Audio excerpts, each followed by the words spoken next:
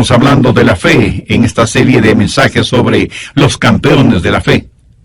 Usted no puede vivir la vida cristiana sin tener fe. Y la Biblia dice claramente que vivimos por fe. Pablo, cuando les escribió a los creyentes en Roma, les dijo: mas el justo por la fe vivirá.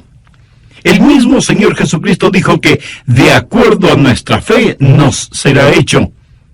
Y el escritor de Hebreos asegura que sin fe es imposible agradar a Dios. Así que no solo necesitamos poseer fe, sino que necesitamos una fe que nos posea a nosotros. Pero, ¿qué sucede algunas veces cuando parece que la fe fracasa? Por ejemplo, supongamos que vamos a tener un programa al aire libre y oramos para que Dios nos dé un hermoso día y no hemos ni terminado de orar cuando cae una fuerte lluvia. ¿Le ha sucedido eso alguna vez? Las jovencitas oran: Señor, quiero casarme con fulano de tal. Te pido que me lo des por esposo. Y aunque esa oración es honesta, él termina casándose con la mejor amiga de ella. O hablando de algo más serio, a veces usted tiene una persona amada que está muy enferma. Puede ser su cónyuge, o sus hijos, o sus padres, o sus abuelos. Y usted pide sinceramente a Dios por la salud de esa persona, pero no se ve ninguna mejoría. Antes, por el contrario, cada día va empeorando su situación de salud hasta que finalmente esa persona muere. Y tratamos de creer, tratamos de confiar, pero pareciera que la fe ha fallado. Y estamos listos a tirar la toalla y decimos: ¿para qué insistir? Esto no sirve para nada. ¿Ha experimentado usted alguna vez una situación así? ¿No? Bueno, mi amigo, no se preocupe. Ya le llegará su turno. Llegará el momento cuando la respuesta no sea exactamente la que esperábamos. Algunas veces las pruebas, las tentaciones, las tribulaciones, los desengaños, las lágrimas, los temores llegan y parece que la fe nos sirve para evitarlos. Ahora, escúcheme con atención. El capítulo 11 de Hebreos fue escrito precisamente para aquellos que estaban listos a dejarlo todo, a darse por vencidos, a tirar la toalla.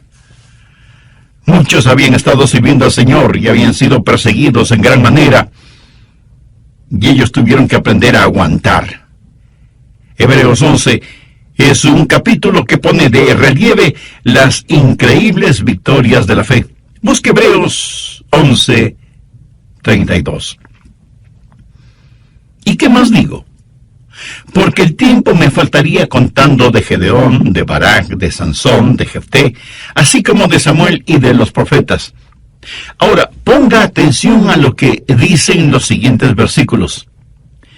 Que por fe conquistaron reinos, hicieron justicia, alcanzaron promesas, taparon bocas de leones, apagaron fuegos impetuosos, evitaron filo de espada, sacaron fuerzas de debilidad, se hicieron fuertes en batallas, pusieron en fuga ejércitos extranjeros. Las mujeres recibieron sus muertos mediante resurrección. Y si esta lista terminara aquí, creo que todos diríamos: esa es la clase de vida que quiero tener. Pero los siguientes versículos ni siquiera los consideramos. Escuche: mas otros fueron atormentados, no aceptando el rescate, a fin de obtener mejor resurrección. Otros experimentaron vituperios y azotes. Y a más de esto, prisiones y cárceles. Fueron apedreados, aserrados, puestos a prueba, muertos a filo de espada, anduvieron de allá para acá cubiertos de pieles de ovejas y de cabras, pobres, angustiados, maltratados, de los cuales el mundo no era digno, errando por los desiertos, por los montes, por las cuevas y por las cavernas de la tierra. Y alguien estará pensando: bueno, algo debió estar mal con ellos. Seguramente no tuvieron fe. No, mi amigo, nada de eso.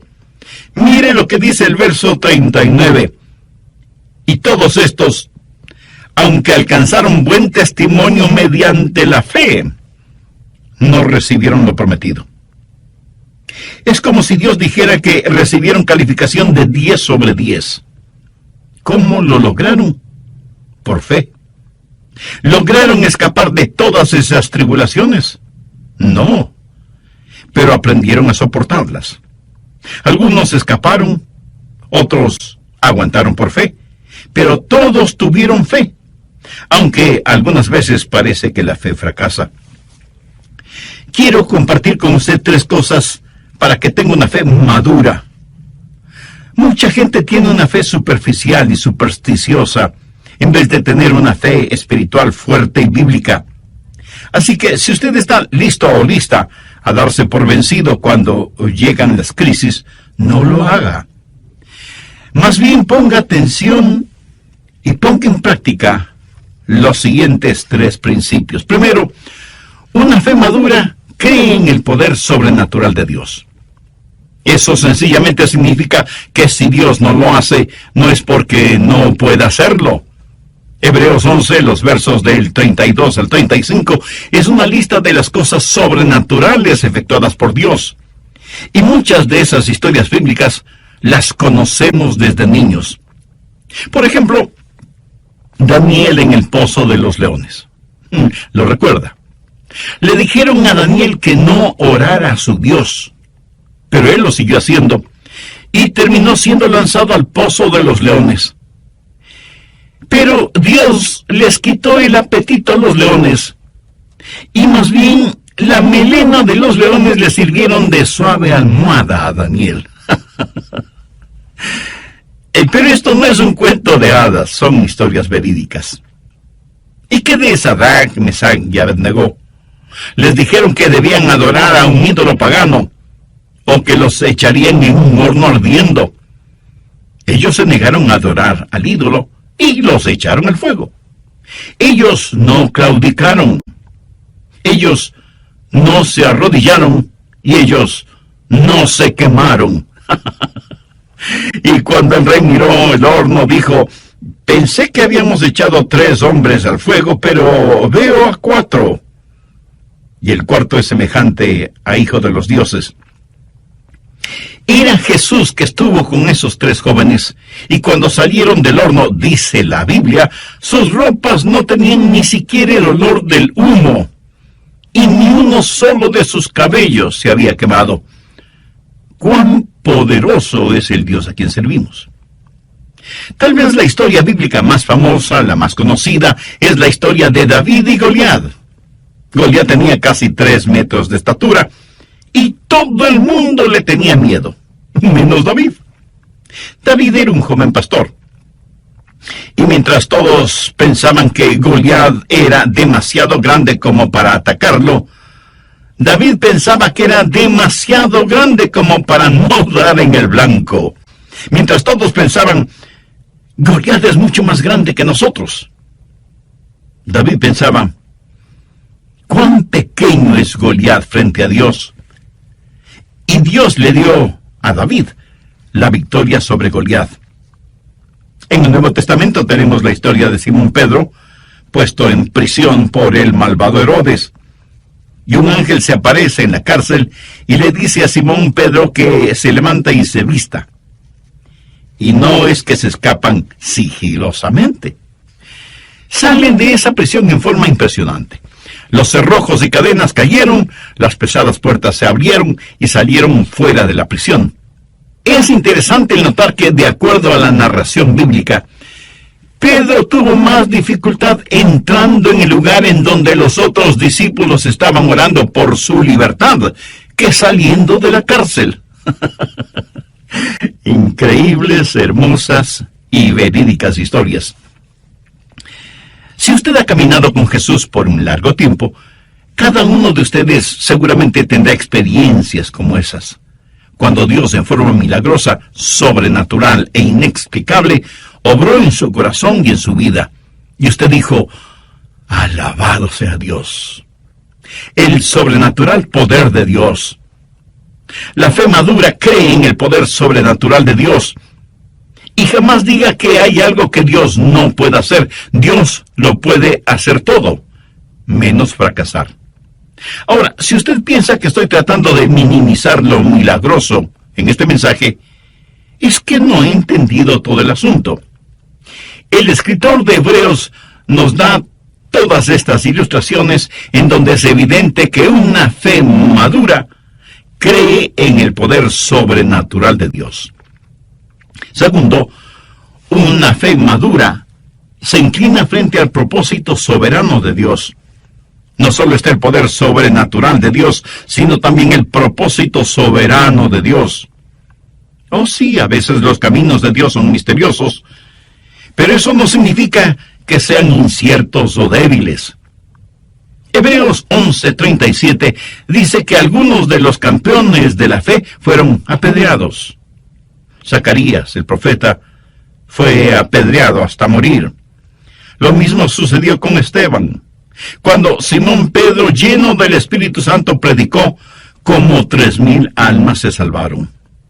Cuando Esteban, lleno del Espíritu Santo, predicó, a lo mejor 3,000 piedras le cayeron encima, hasta matarlo. Hombres llenos del Espíritu Santo, campeones de la fe. Otros fueron aserrados. Seguramente se refiere a Isaías, quien, según la tradición, fue puesto en el tronco hueco de un árbol por orden del rey Manasés, quien odiaba al profeta, y ese árbol fue cortado con un serrucho. El rey pensó que así se burlaba del profeta de Dios. ¿Se puede imaginar ser cortado en 2 partes con un serrucho? Parece que desde tiempos antiguos algunas personas tenían especial placer en torturar a hombres y mujeres de Dios. Hoy sigue siendo lo mismo. La única diferencia es que las torturas son más sutiles, sofisticadas y hasta científicas. Se dice que a los primeros creyentes los vestían con pieles de animales y luego los soltaban en los bosques para que sirvieran como presas de cacería y fueran perseguidos por los perros de caza. Otros cristianos servían de alimento a los leones en el Coliseo romano, en donde multitudes sedientas de sangre exigían que, como parte del divertido espectáculo, los cristianos fueran destrozados por los hambrientos leones. Leí en el libro de Mártires que a los creyentes los metían en fundas llenas con serpientes venenosas. A otros los amarraban en postes en la playa durante la marea baja para que durante la marea alta se fueran ahogando lentamente. Warren Wiersbe, quien fuera gran hombre de Dios, dijo: es mejor que usted no trate de aprender su teología de las circunstancias, porque si lo hace, llegará a la conclusión de que Dios no le ama. Permítame darle un ejemplo de esto. En Juan 11:5 leemos: llamaba Jesús a María, a su hermana y a Lázaro. Y la Biblia dice que Lázaro se enfermó y murió. Y Juan 11, los versos 14-15, dicen lo siguiente: entonces Jesús les dijo claramente: Lázaro ha muerto, y me alegro por vosotros. Pero ¿cómo puede ser eso? En el verso 5 se nos dice que Jesús amaba a Marta, María y Lázaro, y en el verso 15 dice que Jesús se alegró de la muerte de Lázaro. Amigo, escúcheme. Si usted trata de reconciliar ambas cosas sin conocer la totalidad de la historia, tendrá que decir: pastor, hay algo muy confuso en eso. Verá, Dios tenía un plan extraordinario para Lázaro. ¿Estamos de acuerdo? Bien, Dios nunca ha prometido que no tendremos dificultades, pero sí ha prometido que al final tendremos la victoria. Esa es la razón por qué uno de mis libros favoritos en la Biblia es la Epístola a los Romanos, y mi capítulo favorito es Romanos 8, y mis versos favoritos son del 35 al 37. ¿Quién nos separará del amor de Cristo? ¿Tribulación, o angustia, o persecución, o hambre, o desnudez, o peligro, o espada? Como está escrito, por causa de ti somos muertos todo el tiempo. Somos contados como ovejas de matadero. Antes, en todas estas cosas, somos más que vencedores por medio de aquel que nos amó. No está diciendo que no experimentaremos estas cosas. No piense que de alguna manera estas cosas pasan solo a aquellos que no aman al Señor. No. Estas cosas nos suceden a nosotros para que seamos victoriosos. Él ha prometido que nunca nos dejaría ni nos olvidaría, pero nunca nos ha prometido que no tendríamos dificultades. Eso le sucedió a Juan el Bautista. Él fue un gran hombre. El mejor elogio que un hombre pueda recibir salió de los labios de Jesús, quien, refiriéndose a Juan el Bautista, dijo: entre los que nacen de mujer no se ha levantado otro mayor que Juan el Bautista. Y sin embargo, Juan el Bautista tuvo sus momentos de dudas. Estuvo listo a renunciar, a tirar la toalla. ¿Por qué? Bueno, él había estado predicando junto al río Jordán, predicaba el arrepentimiento, y aunque comía miel, no predicaba dulzuras. Pedía a la gente que viniera a Dios. Era el heraldo de Jesucristo, predicando al aire libre, llamando al pecado, pecado. Y por eso lo metieron en la cárcel. Se puede imaginar a este profeta que amaba el aire libre, encerrado en un frío y fétido calabozo. Y pronto le cortarían la cabeza. Él había estado predicando de un Cristo victorioso, de uno que bautizaría con el Espíritu Santo y fuego, del Mesías prometido. Y ahora Juan se encuentra encarcelado y tiene dudas.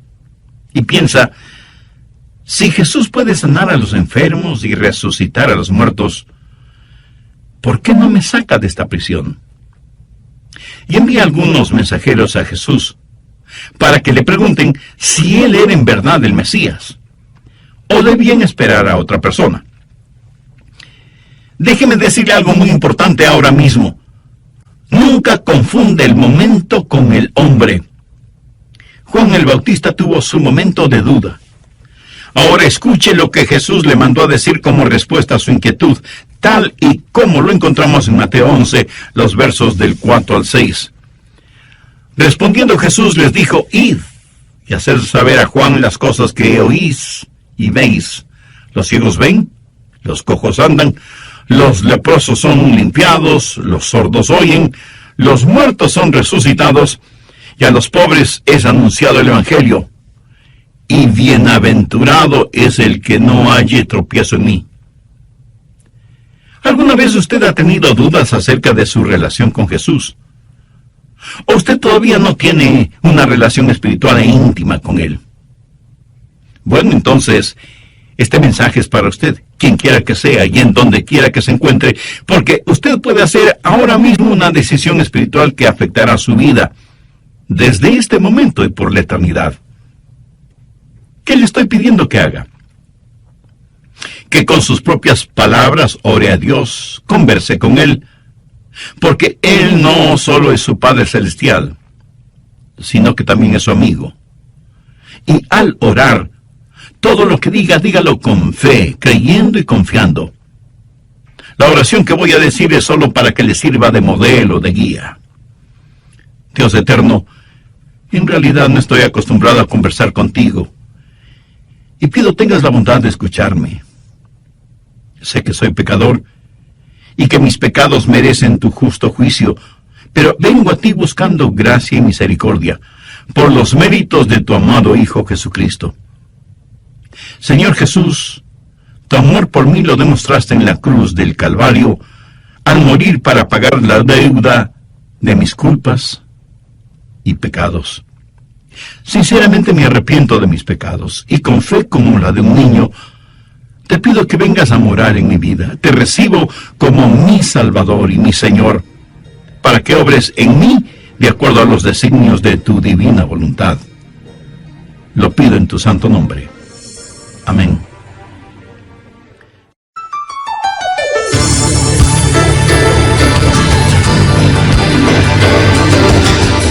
¿Se enoja usted con Dios a menudo? ¿Alguna vez le ha dado resultados positivos el enojarse con Dios? Si no es así, ¿por qué se enoja con Dios? Usted es quien pierde, no Dios. ¿Está usted listo a rendirse porque Dios no hace lo que usted le ha pedido que haga? ¿Vacila usted en su fe porque Dios se demora demasiado en contestarle? ¿Siente que a veces su fe fracasa? Entonces, ¿es mejor que tenga una cláusula de excepción en su fe? Eso no quiere decir que su fe sea débil, sino dubitativa. Cuando usted posee una fe firme y fuerte, una fe a prueba de todo, usted podrá decir con toda confianza y seguridad: Dios, sé que todo lo puedes hacer, pero si no lo quieres hacer, yo de todas maneras te voy a servir. Algunas veces no entendemos por qué Dios hace ciertas cosas y otras veces no. Pero de lo que estoy hablando es de una fe madura que se arrodilla frente al propósito soberano de Dios. Parece que muchas veces estamos esperando demasiado de la vida, pero no esperamos lo suficiente de Dios. Medimos la vida en términos de comer, de beber, divertirse, en nuestro énfasis en lo material, no en lo espiritual. Amigos, sean bienvenidos a otro programa de El Amor que Vale. Hoy el Dr. Adrián Rogers, en la voz del pastor Lenín de Llanón, nos presenta la segunda parte de su estudio bíblico, Cuando parece que la fe fracasa. Si usted ha orado y le ha pedido a Dios un milagro para usted, y Él no se lo ha otorgado, no es porque Dios no pueda hacerlo, o porque Él tenga limitaciones, o porque no le ame. Y no se enoje con Dios, ni se sienta ofendido. Alguien con mucha sabiduría dijo alguna vez lo siguiente: fe no es tanto el recibir de Dios lo que queremos, sino más bien aceptar de Dios lo que Él quiera darnos o quiera permitirnos. Eso es fe. En caso de que no suceda, usted necesita tener en su fe una cláusula que diga: si no lo recibe, agradézcale a Dios, porque Él sabe mucho mejor que usted lo que le conviene. ¿Se acuerda de la historia de Sadrach, Mesach y Abednego? El rey les dijo: si ustedes no se arrodillan delante de la imagen, serán lanzados al horno de fuego. ¿Qué me responden?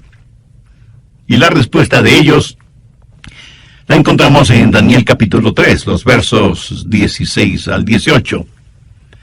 Sadrach, Mesach y Abednego respondieron al rey Nabucodonosor, diciendo: no es necesario que te respondamos sobre este asunto. He aquí nuestro Dios, a quien servimos, puede librarnos del horno de fuego ardiendo, y de tu mano, oh rey, nos librará. Y si no, sepas, oh rey, que no serviremos a tus dioses, ni tampoco adoraremos la estatua que has levantado. Y si las palabras "y si no", con que empieza el verso 18, no están subrayadas en su Biblia, deberían estarlo. Los tres jóvenes le dijeron a Nabucodonosor: y si no, deseamos que sepas que no adoraremos a tus dioses, ni nos vamos a arrodillar delante de la estatua que has levantado. Nuestro Dios tiene poder para librarnos, y Él lo hará.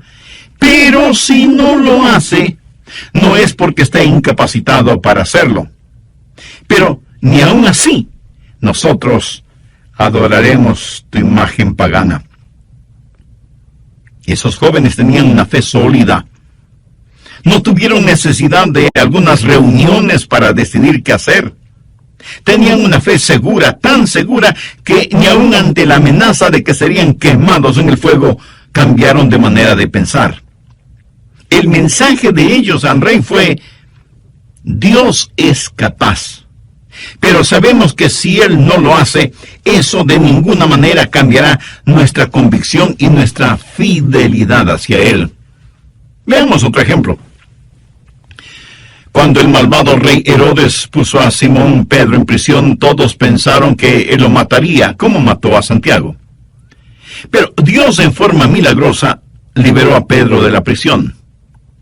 Y surge una pregunta muy lógica: ¿por qué Dios permitió que Herodes matara a Santiago? pero no a Simón Pedro. Santiago fue malo y Pedro fue bueno. Amaba Dios más a Pedro que a Santiago. Por si no lo ha descubierto todavía, permítame decirle algo al respecto. Dios tiene un soberano propósito en la vida. La verdadera pregunta es, ¿está usted dejando que Dios sea Dios? ¿Está usted listo a poner, y si no es así, en su cláusula de fe, si es necesario? Después de todo, nada disminuye el sobrenatural poder de Dios. Y alguien me dirá, pastor, yo quiero tener fe para escapar de los problemas. Bueno, espero que la tenga. Pero si no es así, ¿tiene fe para soportar las pruebas? Deseo que usted tenga una fe que sane, pero si no es así, ¿seguiría alabando y adorando a Dios aún estando enfermo? Podría decir como Job, aunque Él me matare, en Él esperaré. ¿Podría usted decir lo que dijo el profeta Habacuc? Aunque la higuera no florezca, ni en las vides haya frutos, aunque falte el producto del olivo, y los labradores no den mantenimiento, y las ovejas sean quitadas de la majada, y no haya vacas en los corrales, con todo yo me alegraré en Jehová, y me gozaré en el Dios de mi salvación. Tercero, la fe madura se basa en las establecidas promesas de Dios. Cada una de las promesas de Dios son ciertísimas en el Señor Jesucristo. Note lo que dice Hebreos 11, los versos 39 y 40. Y todos estos, aunque alcanzaron buen testimonio mediante la fe, no recibieron lo prometido, proveyendo Dios alguna cosa mejor para nosotros, para que no fuesen ellos perfeccionados aparte de nosotros. ¿Qué significa eso en español simple? Que Dios tiene un maravilloso plan y que Él está trabajando en ese plan. E incluye no solo los santos del Antiguo Testamento y los primeros creyentes del Nuevo Testamento, sino que nos incluye a todos nosotros. Parece que muchas veces estamos esperando demasiado de la vida, pero no esperamos lo suficiente de Dios. Medimos la vida en términos de comer, beber, divertirse, y de pronto la bolsa de valores cae en picada, y algunas personas se suicidan porque se arruinan financieramente. La casa familiar, ahora vacía, mirando con nostalgia y lágrimas en los ojos, los retratos colgados en las paredes o archivados en una multitud de álbumes fotográficos. La vida es tan breve y pasajera. Y si usted está esperando todo en esta vida, no quiero desilusionarle. Pero no lo va a conseguir porque siempre le faltará algo. Usted necesita descansar en las grandes y eternas promesas de Dios. Y si las cosas como que se le vuelven de cabeza y usted pierde todo su dinero, recuerde que de todas maneras, eso no es su más grande tesoro. Si usted nunca llega a ser conocido y famoso, lo que en realidad cuenta es lo que Dios piensa de usted. Y si usted tiene algún ser amado que cree en el Señor Jesucristo, y esa persona va a la presencia del Señor, imagínese la reunión familiar que tendrá en el cielo. Jesús dijo en Mateo 5:5, bienaventurados los mansos, porque ellos recibirán la tierra por heredad. Tenga una actitud de mansedumbre en nuestros días, y el mundo pasará por encima de usted. Aún los religiosos liberales. ¿Ha desaparecido por eso la mansedumbre? De ninguna manera. Habita donde quiera que estén los genuinos hijos e hijas de Dios. Cuando estamos en una reunión de oración, ¿qué es por lo que más pedimos? Pedimos más por nuestras necesidades personales y nos sentimos muy piadosos si oramos por los enfermos, propios y ajenos. ¿Cuánto y cuándo en realidad oramos por las almas perdidas. Parece que tenemos más interés en mantener a los santos en el cielo que ayudar a los pecadores a que no se vayan al infierno. En Juan 17, verso 24, encontramos estas extraordinarias palabras de Jesús. Padre, aquellos que me has dado, quiero que donde yo estoy, también ellos estén conmigo, para que vean mi gloria que me has dado. La iglesia es la novia de Cristo. ¿No cree usted que el novio quiere tener con él a su novia? Pablo, escribiendo a los filipenses, les confesó, porque para mí el vivir es Cristo y el morir es ganancia. A veces nosotros ponemos las cosas al revés. A veces la gente mira alrededor y dice, esa iglesia se está derrumbando. Y no se refieren a los daños físicos en el edificio, sino a su testimonio espiritual. Pero claro, muchos ignoran las palabras de Jesús. Edificaré mi iglesia y las puertas del Hades no prevalecerán contra ella. Amén. La genuina iglesia del Señor Jesucristo no está muerta, porque las promesas de Dios son ciertas. Y he hablado del sobrenatural poder de Dios, del soberano propósito de Dios y de las seguras promesas de Dios. Antes de finalizar, quiero leer una carta que nos envió una hermana en Cristo que escucha este programa radial. Ella recibió esta carta como herencia. Es una de las más conmovedoras y punzantes cartas que he recibido. Dice así: ¿por qué sigo a Cristo? Yo no he visto clara evidencia estadística de que menos creyentes mueran de cáncer en relación con los no creyentes, o que estén inmunizados de una mejor manera contra las enfermedades que afectan a la humanidad. Algunas de las personas más bondadosas y desinteresadas que conozco han sido personas con mala salud. Y el hecho de que sean cristianas no ha sido una protección contra las enfermedades. Por lo tanto, yo no seguiré a Cristo por promesas de buena salud, aunque tampoco voy a discutir o a negar la evidencia de salud restaurada. Me regocijaré en cada recuperación física de lo que parecía una amenaza de muerte sin esperanza.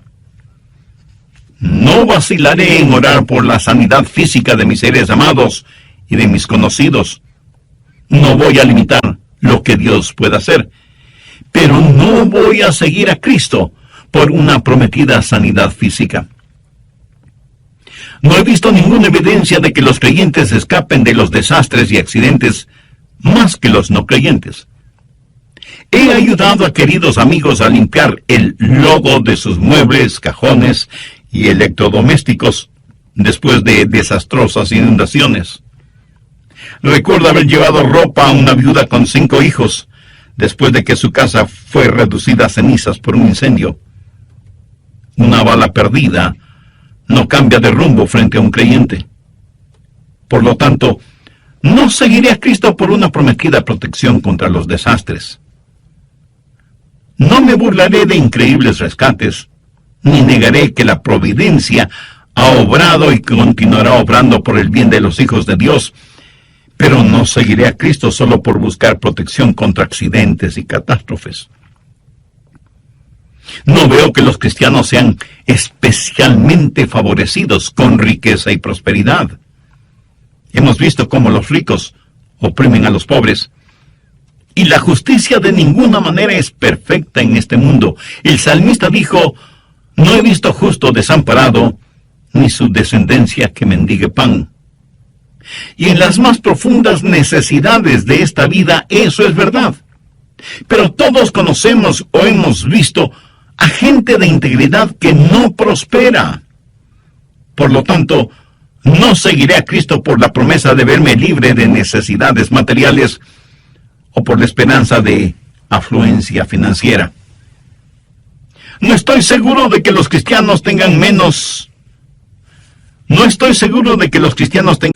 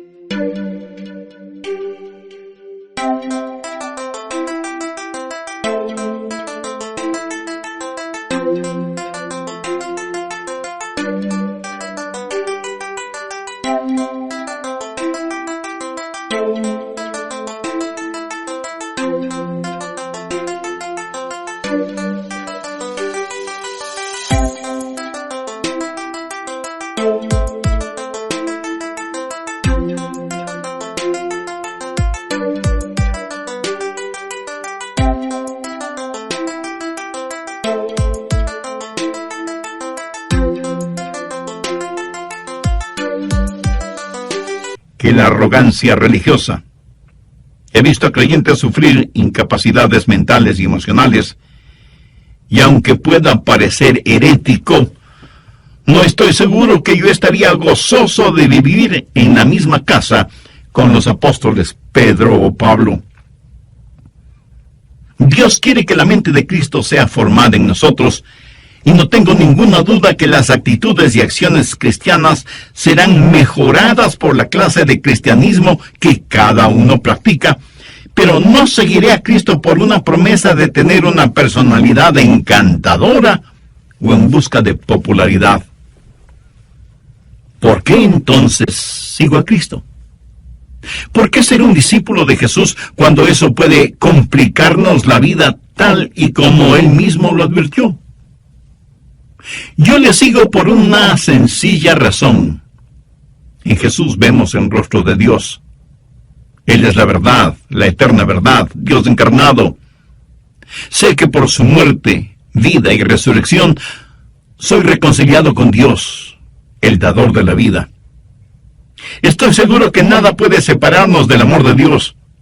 Él tiene todo el poder y confío en Él y sus promesas. A Él le ofrezco mi vida, saludable o enferma, joven o llena de años, eso no importa.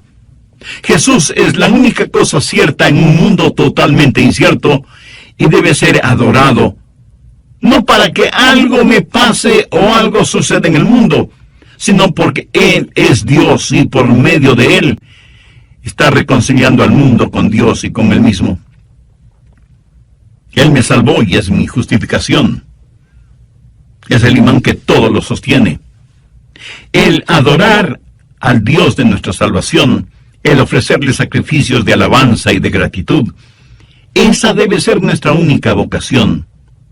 Y le ofrecemos nuestras vidas a Dios, no para ser saludables, ricos o sabios, ni siquiera para tener la fortaleza para realizar grandes cosas por Él, sino porque únicamente Él tiene derecho sobre nosotros. Dios no es una circunstancia hacia un fin. ¡Qué carta más extraordinaria! ¿No le parece? Fue escrita por John Hutchinson Jr. en 1981 y una de sus herederas me la hizo llegar a mí. Es una de las cosas más profundas que he leído y que se relaciona con la realidad de cuando nuestra fe fracasa. ¿No será que esté esperando de su fe algo que Dios nunca en realidad determinó que tuviera? La verdadera fe es centrar nuestras vidas en Dios Todopoderoso. La fe madura cree en el sobrenatural poder de Dios. La fe madura se arrodilla ante el soberano propósito de Dios. La fe se basa